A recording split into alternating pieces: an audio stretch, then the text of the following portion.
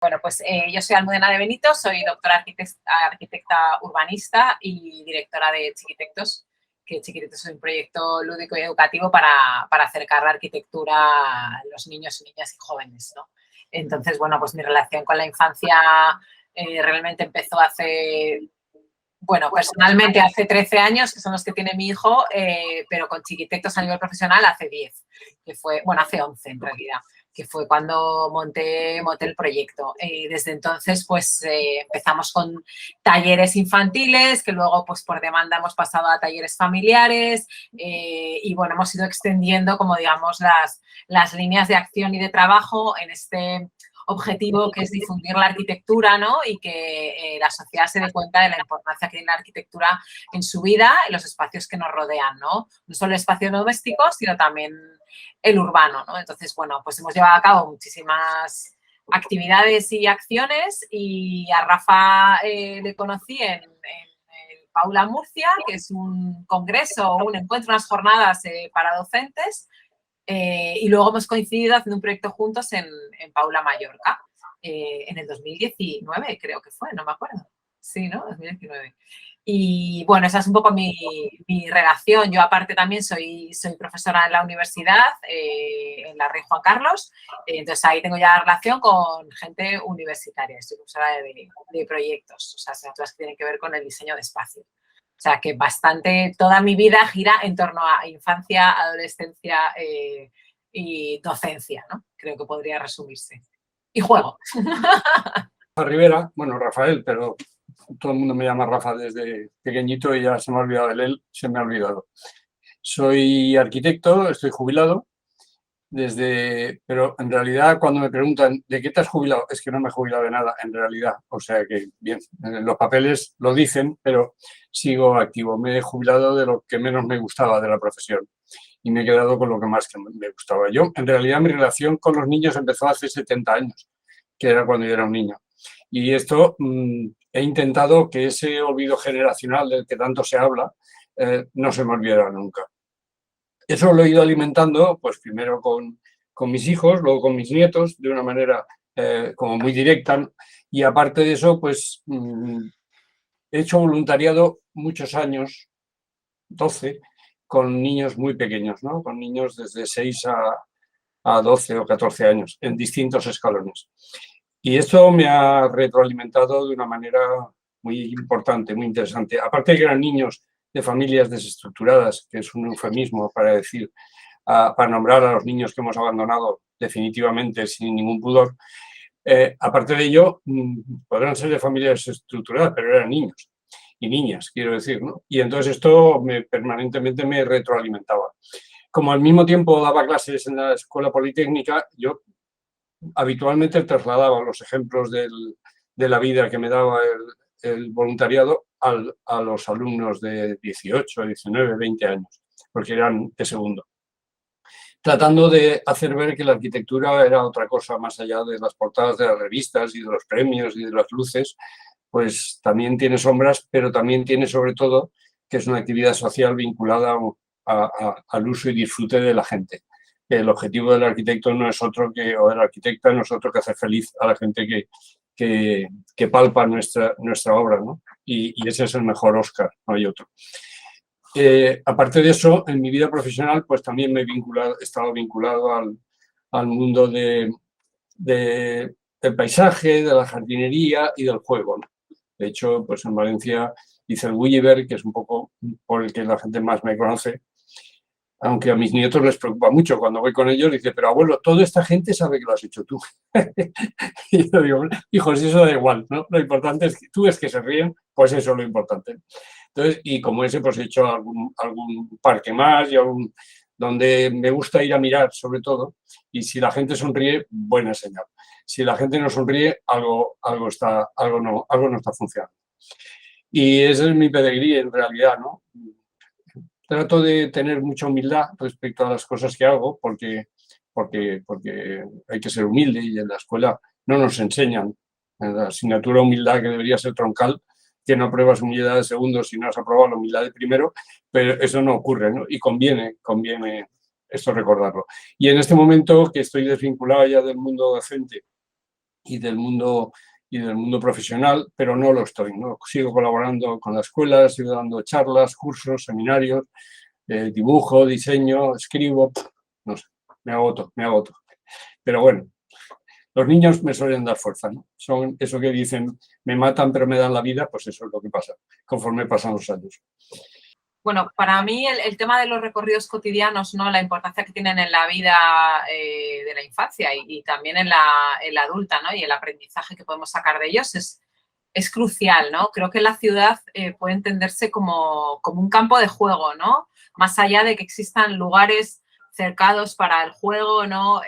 Segregados también por edades, ¿no? Yo creo que la ciudad tiene que aparecer toda ella como un lugar susceptible de ser jugable, ¿no? Y creo que el claro ejemplo es ese, lo decía Tonucci, ¿no? La diferencia entre trayecto y recorrido, ¿no? Y él cuenta que el trayecto es la distancia de A a B y que los adultos nos empeñamos en hacerlo lo más rápido posible y acortar esa distancia al máximo, ¿no? O sea, Madrid-Sevilla o Madrid-Valencia AVE, ¿no? Por ejemplo, es el claro ejemplo de trayecto de AVE. Y sin embargo, el recorrido es lo que el recorrido, digamos que se acaba, la diversión se acaba cuando llegas a casa. O sea, seguramente alguno de vosotros lo ha experimentado con un sobrino, con hijo o amigo, con un niño de 2, 3 años por la calle andando, vas a comprar el pan y es escalón, me subo, me salto, cojo una piedra, la tiro, veo un bordillo, hay un charco. O sea, es un continuo aprendizaje de experiencias, una continua sucesión de experiencias. ¿Y cuándo se acaba? O sea, al contrario que los adultos, que es como, ay, qué bien, ya he llegado. Al revés, a los niños y las niñas, el drama viene cuando llegan a casa y tienen que ir, o venga, no te subas ese escalón, vamos, que tenemos que llegar, ¿no? Entonces, creo que ese ejemplo tan significativo de Tonucci explica muy bien esta diferencia en cómo vivimos la ciudad los adultos y cómo la vive la infancia, ¿no? Creo. Sí, eso une mucho con aquello de que el recorrido más corto no es el más breve, sino el más divertido. Porque es el que te permite que el tiempo, que nunca se sabe muy bien lo que es, pase más deprisa. Entonces, había una película que un marinero le preguntaba a otro, ¿tú sabes lo que es la teoría de la relatividad? Y dice, yo sí, el tiempo que es relativo, cuando estoy esperando a mi novia tarda mucho, pero cuando tengo que pagar una deuda tarda poco. Entonces, eso es la relatividad. Digo, pues oye, yo creo que Einstein no lo hubiera explicado mejor que tú, ¿no? Es decir, aquí todo depende del punto de mira que tienes. Entonces, ese caminar que decía Almudena, ¿no? Si es un caminar atractivo, entonces es más fácil de hacerlo. Incluso no te molesta. Es decir, tengo que ir a no sé dónde, pues es cómodo. Está bien, pero porque te diviertes. Pero no es solo el niño. A mí eso es que me gustaría extrapolarlo. No es un problema que le pasa a todo el mundo. Hasta el anciano, da igual la edad, ¿no? Estas ciudades que vivimos, que son un poco la ciudad del olvido, que se ha venido olvidando de determinadas condiciones que luego resulta que son imprescindibles para que la vida sea sana, ¿no? Pero cuando hablamos de que la ciudad es de los olvidos, me hace mucha gracia porque le asignamos un protagonismo a la ciudad que no tiene. Tendría que ser los que han hecho la ciudad se olvidaron de, porque la ciudad es inocente, ella está ahí y ella a uno le empuja por aquí, pues se mueve por ahí, le empuja por allá, está ahí, ¿no? Hay que buscar las responsabilidades o las autorías y fuimos nosotros mismos, ¿no? Pero cuando hacemos un proyecto de eliminar barreras arquitectónicas, en realidad deberíamos llamarle proyecto de eliminar barreras arquitectónicas que antes pusimos nosotros. Porque es que, a ver si cree que los escalones brotan. Pero ¿qué pasa? Que los hicimos nosotros mismos. Incluso me incluyo, porque hace 45, 50 o 60 años, pues nadie se había dado cuenta, no sé, que había gente que iba con silla de ruedas. Aquello no tenía valor. Nos olvidamos de aquello. Y luego tenemos que invertir grandes cantidades de dinero para deshacer los olvidos de entonces. Pues aquí con esto pasa un poco lo mismo. Ya es triste tener que estar reivindicando que la ciudadanía cuando va por la calle pues tiene que pasarlo bien. Esto es así de fácil, ¿no? Como aquel, lo que no es divertido no es sostenible. Ya te digo yo, porque si no, es a base de mártires. Y esto a base de mártires, en fin, la cosa funciona mal. Entonces, eso yo creo que es importante. Y lo que decía Almudena de las prisas es obvio, ¿no? Es decir, ir en el AVE, podría el tren no tener ventanillas. Porque da igual, no ves nada, porque todos son rayas, porque pasan muy deprisa, ¿no?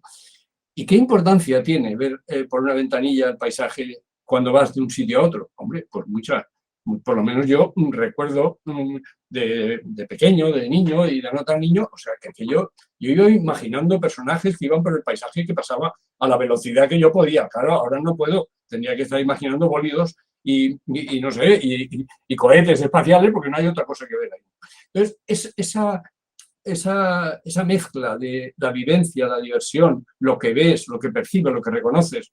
Yo cuando salgo con mi nieto, seguramente en la conversación hablaré mucho de mis nietos, pero no es pasión de abuelo, que también, sin duda, sino que es ejemplo que a mí me llama la atención, ¿no? Porque el niño sale y él ya sabe si es, según donde vayamos, si es a la izquierda o a la derecha. Eso para empezar, que yo me deja perplejo. Y luego él va reconociendo determinados iconos. Hay una zona en el barrio del Carmen, aquí de Valencia, que hay unos clics.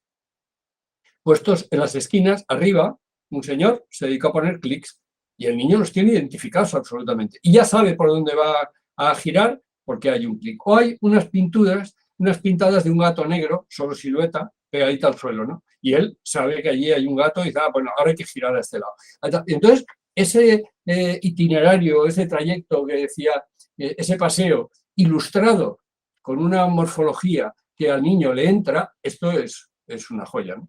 Y Ciar y Ascum, ahora no me recuerdo cómo se llama. No, Izaskun Chinchilla. Sí, eso es, esto es. En un libro os cuenta esto, sí. Hablaba de cuando a los niños les preguntan qué edificios protegerían, o sea, habla del patrimonio, desde luego no es ninguno de los que protegeríamos nosotros, que les pasan absolutamente sin cuidado.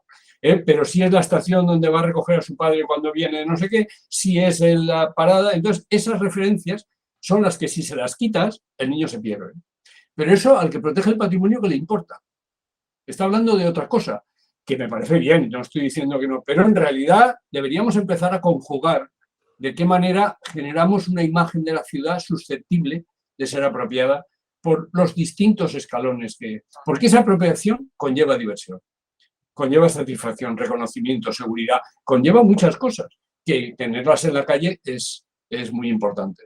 Y eso que decía Almudena también, ¿no? Del niño que va por el bordillo de la acera, un pie arriba y otro abajo, que en cuanto hay un zaguán que tiene un escalón, lo sube, y si hay una rampa de un acceso de un coche, ¿para qué las pisas?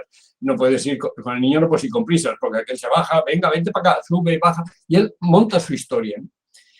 Pero todos son elementos que están ahí, pero no están puestos para lo que él los usa. Y esto es una estupidez. Había unos niños en Nazaret que donde más jugaban eran los aparcabicis, porque se cogían, se columpiaban y entonces a ellos les daba igual si iba a aparcar una bici o no. Pero si tú diseñas un aparcabici de manera que pueda ser utilizado cuando no hay una bici por otra cosa, ya has aceptado en un punto. Ya has tenido, el mundo visto desde un solo punto de vista es incomprensible. No podríamos entenderlo el mundo. Pues la calle le pasa igual.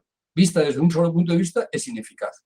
Y entonces sí, será plano, no tropezará la gente.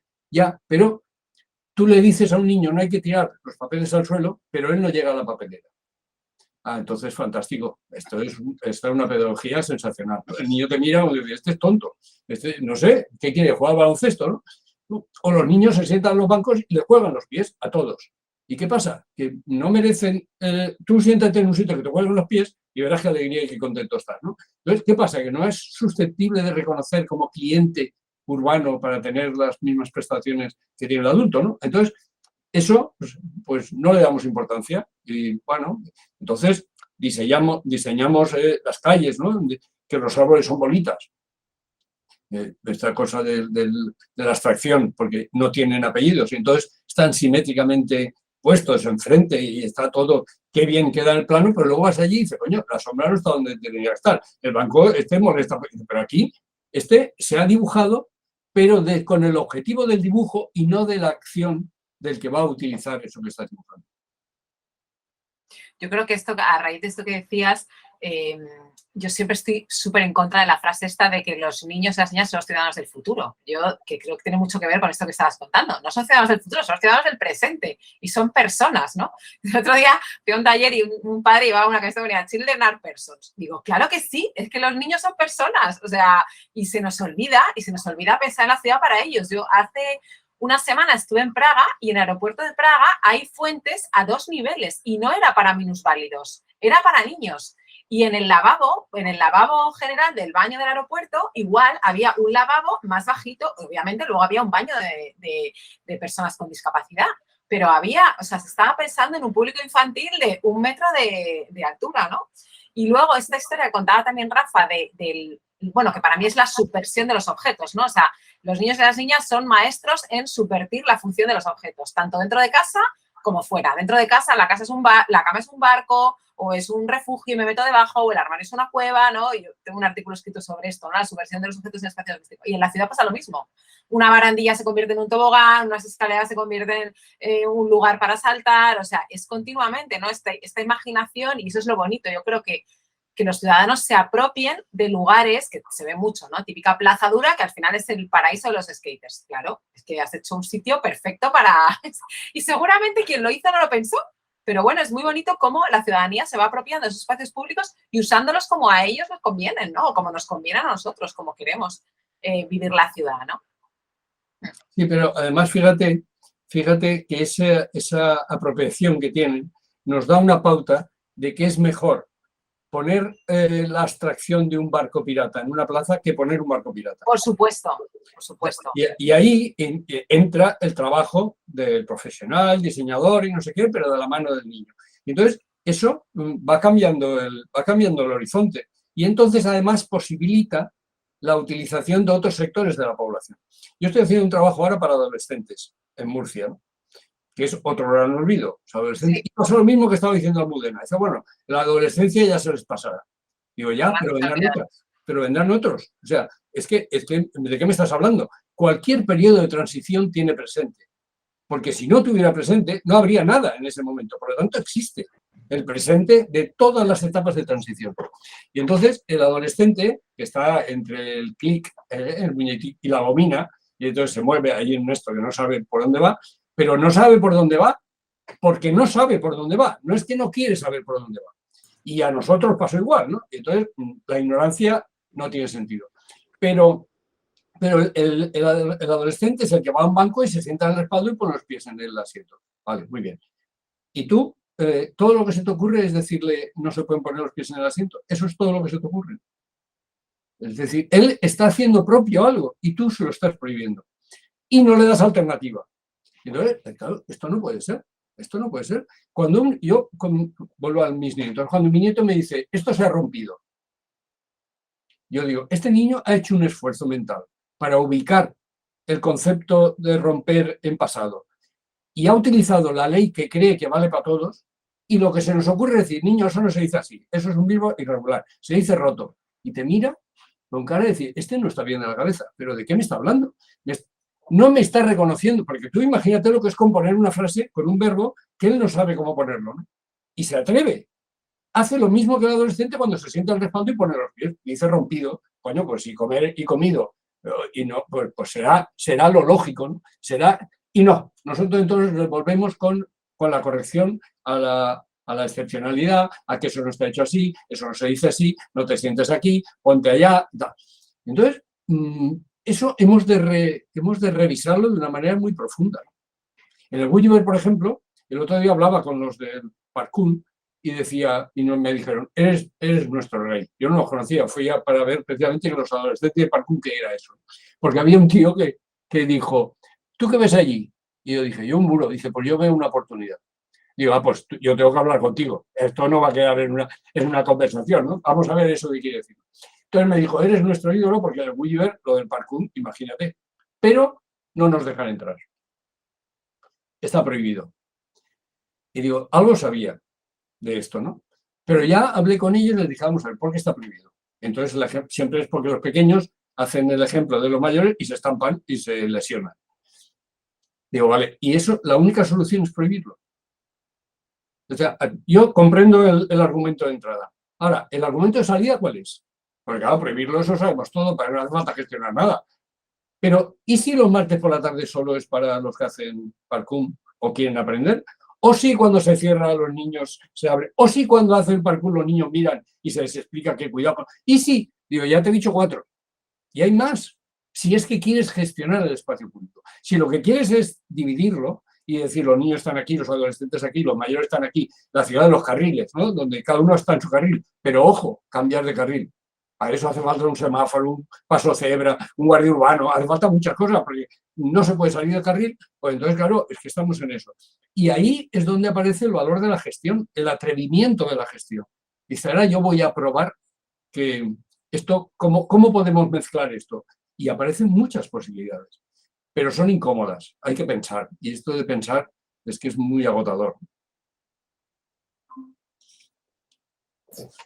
Hay una cosa, antes pensaba en que Rafa y yo tenemos en común, ¿no? Que yo creo que seguimos haciendo mucho caso al niño y a la niña que llevamos dentro, ¿no? Y no hemos perdido esa capacidad de extrañarnos con las cosas, de preguntar, ¿no? Esa curiosidad, o sea, todo eso que se va perdiendo conforme vas creciendo, ¿no? Y vas llegando a la edad adulta, yo creo que hay bueno, yo creo que la mayoría de las personas que nos dedicamos a esto, y probablemente también vosotras, ¿no? Estamos ahí en ese camino de cuidar a nuestro niño interior, a nuestra niña interior, y darle gusto de vez en cuando hacer estas cosas. O sea, yo me tiro por toboganes, o sea, y la gente me mira como esta, es que me encanta, o sea, y me monto en columpio, o sea, llego a un parque y me monto en un columpio. O sea, vamos, si no está ocupado, claro, no voy a quitarle sitio a un niño, ¿no? A una niña.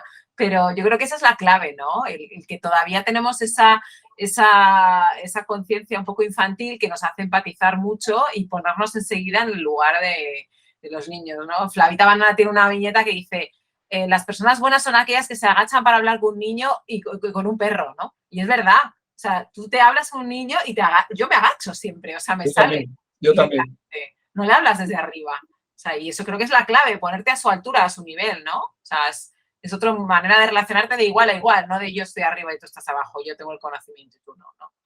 Yo estaba una vez estaba en una boda y yo siempre que voy a algún sitio de estos que me molesta bastante, pero en fin, algunos tienen que ir, yo siempre estoy donde están los niños. Y a mí paso de los adultos y estaba con dos sobrinas jugando ahí, tal, no sé qué, tal, no sé, las puse a mi lado en el convite y no sé qué, y al final una me pregunta, oye, tío, ¿tú trabajas de hacer reír a los niños? Y yo dije, ya me encantaría, ese sería mi trabajo favorito sin ninguna duda, ¿no? Pero aquello se tiene que pensar, cuando no está aquí, ¿qué hará? Dios mío, ¿de qué trabajará este personaje? Porque tampoco teníamos muchas relaciones, es lo que vas a una boda un poco. Pero esa pregunta se me ha quedado, ¿no? Es decir, ¿tú trabajas de hacer reír a los niños? Y entonces, eso, me gustaría ser catedrático de eso. De eso sí me gustaría ser catedrático. Hace falta un cambio en los adultos.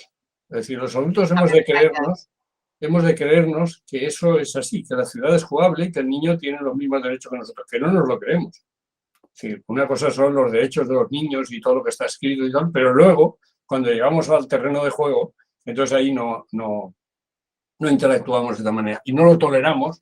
Entonces, tenemos esa mezcla que hay, ¿no? Entre el miedo a que les pase algo, esa protección y la inercia que llevamos de usar la ciudad mal y habituados a ello. Por lo tanto, aquí hace falta un reciclaje muy importante, porque el niño yo creo que es más propenso a en un momento determinado apropiarse de él. Salir y eres tú el que le sujetas de la mano y cuidado, no cruces, cuidado, esto no, y empieza ese proceso de educación que en el fondo es de mala educación. Yo me acuerdo una vez en una conferencia, no sé qué, en el debate, una señora dijo, es que mi hijo es muy bueno, nunca estorba, nunca molesta, se sienta y tal. Y yo le dije, a ver si no es un niño, a ver si es un almohadón o es un mueble, o yo qué sé, porque si el niño no ejerce de niño, entonces esto es muy raro, algo no está funcionando bien. Sin embargo, ella lo asimilaba a que aquello era el modelo, ¿no? Y equilibramos niño bueno a niño obediente. Y luego nos quejamos que la juventud no se revela, pero les hemos estado educando a ser obedientes todo el tiempo. Y entonces la rebeldía no es un argumento que se utilice, ¿no? Normalmente es denostado, es decir, joder, cualquiera, ya verás cuando sea mayor no va a ver quién le hable. Entonces, ese proceso educativo que los transforma en como somos nosotros, niños que llevan agenda y dices, bueno, este niño ya lleva agenda, madre mía, todas estas cosas al final tienen un proceso educativo que desemboca en el adiestramiento, ¿no? En la sumisión. Y entonces no les permitimos Todo esto que estábamos hablando de cómo utilizan los elementos de la ciudad, también aparece en las personas. Yo lo veo con mis nietos y fundamentalmente con los indigentes, que son los que saben dónde están y habitualmente los ven. Y entonces los saludan. Y los indigentes les saludan a ellos. Y entonces, digo esto porque son unos personajes que forman parte de la ciudad y de la cultura urbana y que nosotros nos empeñamos en enmascararlos en otras circunstancias, pero también al comerciante que está a la puerta de su comercio, también en no sé qué, de pronto hay un paisaje humano que hay que recuperar, porque ese forma parte también de un tejido potente. Yo me acuerdo que de pequeño iba solo al instituto, yo vivía en el centro de Valencia, y un día mi padre vino a acompañarme. Y de pronto yo pasé por delante de Hotel Astoria y estaba allí el Bedeles y con un traje verde y botones dorados y tal, adiós, y adiós. Luego pasé por un Ultramarinos que estaba una chica allí y tal, adiós, adiós. Y al tercero mi padre dice, oye, ¿tú? Porque yo tenía 11 años. Y dice, ¿tú por qué sales? Digo, porque lo veo todos los días. Y acabo conociendo, no sé cómo se llama, no sé qué trabajo hacen, porque a mí me parecía que el señor de la librea verde y botones dorados, yo pensaba que debía ser ministro de algo, ¿no? Porque, pero forman parte del itinerario que yo hago, tiene gente, ¿no? Entonces, esa gente, a la vista, llega el momento de que el día que no pasas, preguntan, el niño este que pasó todos los días no ha pasado. ¿Esto qué ha ocurrido? ¿No? Aquí algo se ha alterado en este. Y yo creo que eso forma parte de una educación permeable. Yo siempre cuando empiezo alguna charla, siempre digo, desde pequeño me dijeron que no hablara con desconocidos. Si hubiera hecho caso no estaría aquí, porque no conozco a ninguno. Esta cosa de no hables con desconocidos, que me parece como un vínculo de seguridad, ¿no? De decir, uy, pero es un mal principio. Este ya es un mal principio, porque ya estamos empezando a poner barreras. Y respecto a las instrucciones que hablabais, a mí, por ejemplo, del Gulliver, una de las cosas que más me gusta es que no tiene instrucciones. Es decir, la ausencia de instrucciones posibilitan el uso desmedido, porque no hace falta que sea medido, por parte de los niños. No hay nada peor, desde mi punto de vista, que en una zona infantil ver a los niños haciendo cola para subir al tobogán o para saltar, o para columpiarse, y hacen cola. Esto, yo, si fuera político, me caería la cara de vergüenza en el acto. Digo, pero ¿cómo es posible que esto ocurra, ¿no? Pero está así. Y entonces, como hay unas instrucciones muy claras de cómo se usa ese aparato y todos lo quieren utilizar, pues la mejor manera es que hagan cola y así se ordena el uso del... Pero esto es tristísimo. El ayuntamiento un día me mandó una carta, hace 8 o 10 años, y me dijo, señor Rivera, tal, ha habido problemas de seguridad en el Gulliver, ¿no? Y entonces, diga usted qué deberíamos hacer para que cumpliera las normas. Y yo le contesté brevemente, cerrarlo. ¿De qué me está hablando usted? Es que no ha entendido nada. Es decir, es que hay que volver. ¿Qué le voy a explicar a usted si me manda esa carta? Pues nada, ciérrelo. No pasa nada. Si los niños se sublevan, amigo, yo estaré al frente con la pancarta. Pero no se extrañe, ¿no? Porque si no, ya yo entiendo que tiene peligro el Gulliver. Claro que tiene peligro, por eso le gusta. Ahora, tú ponle barandillas por todos lados, arneses, que se sujete y no haya nadie. Pues bien, pues entonces, ¿cómo lo hacemos? ¿No? Entonces, ese uso alternativo permanente que rompe las reglas y dice, no, pero ¿cómo que hay que ir por aquí? Pues no, es que esto yo voy por allá, cuidado, no cruces. Ya estamos con los cruces, ¿no? Entonces, ese cambio de instrucciones es muy útil. Y acabo. Yo hago habitualmente, y además me han llamado ahora para hacerlo otra vez, un seminario sobre el Monopoly, que tiene unas instrucciones claras de cómo se usa la ciudad, pero claras, vamos, sin duda. Y yo a los alumnos pongo allí y les doy las instrucciones. Digo, es el juego más vendido de la historia de los juegos y sigue vendiéndose 500 millones de juegos y tal. Leer las instrucciones. Claro, como ya son medio adultos, a la tercera orden que hay allí de la banca siempre gana y que tienes que edificar para cobrar y a la tercera y que vas a la cárcel y no sé qué, ya dicen, oye, esto, ahora que lo leo, ¿dónde está la diversión? Digo, eso me pregunto yo, pero hay unas instrucciones claras y precisas. Ahora vamos a jugar al Monopoly de otra manera. Una vez un alumno me dijo, a mí, ¿sabes lo que me gustaba del Monopoly? Hacer trampas. Digo, bien, empezamos. Dice, porque mi madre se entristecía de que me arruinara y me daba dinero por debajo de la mesa. Y eso está prohibido. No se puede prestar dinero a otro y tal. Pero claro, es que era irresistible. Es decir, la madre no podía resistir jugar al Monopoly y se arruinara a su hijo. Pero si me pasa a mí jugando al parchís, que si voy a contar 4 y le voy a comer al niño, digo, pues cuento con otra. Pero, ¿por qué? Porque, fijaros el parchís, ¿no? ¿Por qué cuando dos diferentes están en la misma casilla lo matan? Este es un mensaje demoledor. Todos hemos jugado al parchís, ya lo entiendo. Y no sé si eso, estoy rizando el rizo, pero eso es demoledor. Ya te digo, yo cuento con otra ficha. Al niño hay que enseñarle a perder. Digo, no me jodas, ya aprenderá a perder, pero ¿cómo le voy a enseñar yo a que se puede comer a su abuelo? ¿Esto qué es? No se lo vamos a ir a parar. Y encima cuentas 20. Hombre, eso es lo que me faltaba, ¿no? Te vas corriendo lejos. Matas y te vas corriendo lejos. Esa revisión de las instrucciones, que ahora vamos a jugar a partir, pero puedes estar en la casilla con el otro. Y si está con el otro y saca 6, él también va contigo. Si sacas 5 vas tú, pero si sacas 6 va él. Y de pronto empiezas a cambiar las normas y dices, oye, esto es mucho más divertido y además sufro menos, ¿no? Es la alternativa. Entonces, ese concepto de cambio de instrucciones a mí me parece muy importante. El hacer ver, dice, bueno, las instrucciones las vamos a poner ahora. Las de hasta ahora no valen. Y en ese momento aparece un mundo. Y ese mundo es donde queremos estar. Yo con respecto a esto que comentabais de la ciudad o de iniciativas que intenten hacer una ciudad jugada o jugable, ¿no? Y que podemos hacer aparte de cambiar la mentalidad de las instituciones, que es una tarea ardua, por no decir imposible. Pero bueno, cada vez yo creo que fíjate, hay un movimiento un poco desde las AMPAs, ¿no? Y desde las AMPAs en extender ese espacio escolar a la ciudad, ¿no? Y que se convierta en un espacio. Y el proyecto ¿cómo se llamaba? El de la revolución, que empezó en Barcelona por el atropello de una niña en la puerta de un cole, que no me acuerdo, que esta ha sido toda una revolución, que todos los viernes se cerraban las calles en muchos colegios de España y tal, y que se ha extendido, ¿no? Yo creo que poco a poco hay diferentes grupos o colectivos de personas que estamos reclamando una ciudad para todas y para todos, incluyendo niñas, niños, adolescentes y ancianos, ¿no? Que quizá, o tercera edad, que quizás son y mujeres, ¿no? Que son estos colectivos que siempre han estado invisibilizados, ¿no? De ahí viene todo el tema del urbanismo de género también, o sea, o el urbanismo con mirada de género, urbanismo feminista, ¿no?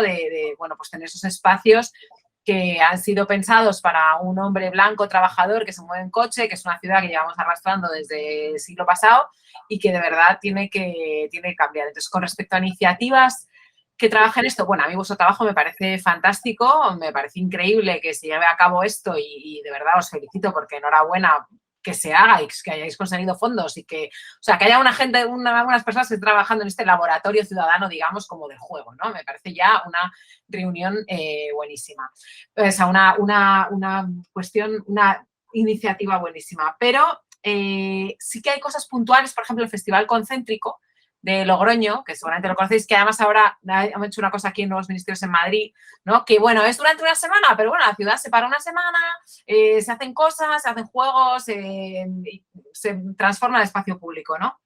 Otra iniciativa, que esa es más antigua, fue una iniciativa de la Universidad de la Politécnica de la ETSAM, de la UPM, que se llamaba STOY, que era Sustainable Toy, ¿no? O sea, juguete sostenible, y también se hicieron muchas acciones en la ciudad de Madrid, pues eso, tejer una especie de telas para el mercado de la cebada, bueno, muchas acciones urbanas de juego, ¿no? Donde estaban implicados estudiantes y bueno, pues mucha gente de la universidad. Y luego, bueno, nosotras desde Chiquitectos hicimos una acción que fue una acción puntual, pero que luego es verdad que ha tenido mucha repercusión porque la seleccionaron para la Bienal de Venecia, para el pabellón de España, la Bienal de Venecia del 2018, que fue Río Malasaña, que fue una acción en la que cortamos la calle San Andrés y pusimos unas lanas que iban de volardo a volardo y dejamos ahí los ovillos y ahí se montó un río, eran todo lanas azules, se montó un río y luego, bueno, previamente los días anteriores habíamos hecho un llamamiento al vecindario de que se bajaran ahí con toallas y gafas de bucear y no sé qué y tal, y cortamos la calle 4 horas y bueno, y al final resultó un éxito, ¿no?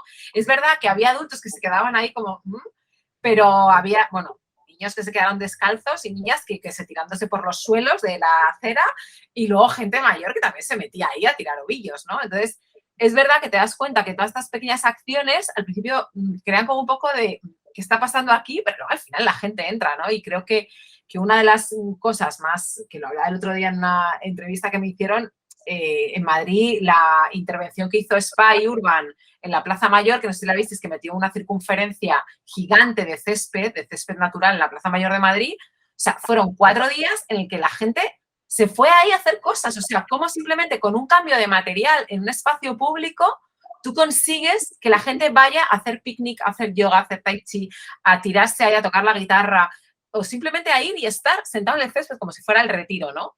Entonces, yo creo que hay un montón de cosas que son pequeñas acciones que no pasan por cambiar ahí la normativa radical, ¿no? Yo tenía un profesor en la escuela de Madrid que era las guerrillas urbanas, cuando pusieron los chirimbolos, se dedicaban a hacer una guerrilla de cargarse los chirimbolos al profesor de urbanismo, ¿no? Entonces, como este tipo de acciones, de repente forrar los volardos con crochet, ¿no? Pues que son pequeñas cosas que van dando no sé, como esperanzas, ¿no? de cambio a los ciudadanos y ciudadanas.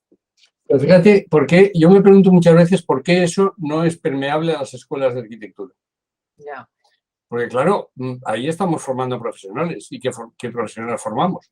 Si no somos capaces de transgredir con ellos, de decir, bueno, esto es posible de alguna manera, se puede hacer, ¿no? Yo quería subrayar una experiencia que se va haciendo muy lentamente, pero es de estas cosas lentas pero seguras, que es la eliminación de semáforos. Es decir, en ciudades de tamaño mediano o pequeño, ¿no?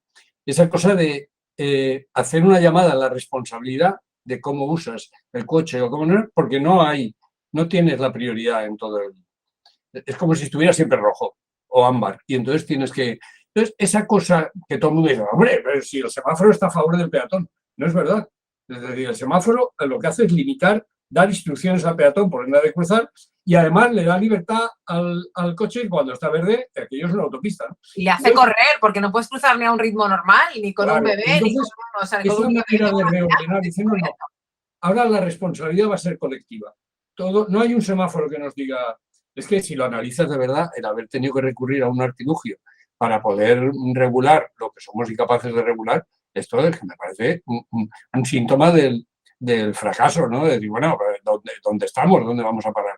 Entonces, esa cosa de recuperar la responsabilidad que cada uno tiene cuando maneja un coche o maneja las piernas, me da igual, y de qué manera hay que convivir con eso, a mí me parece que van en la dirección de intentar corresponsabilizar a los ciudadanos de lo que tienen entre manos. Participación para un jardín delante de un mercado que era un aparcamiento y se iba a transformar en una plaza. De hecho, se ha hecho la plaza, ¿no?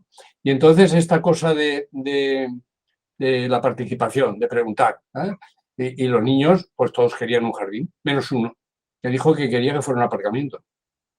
Y entonces, y entonces le preguntamos, ¿por qué?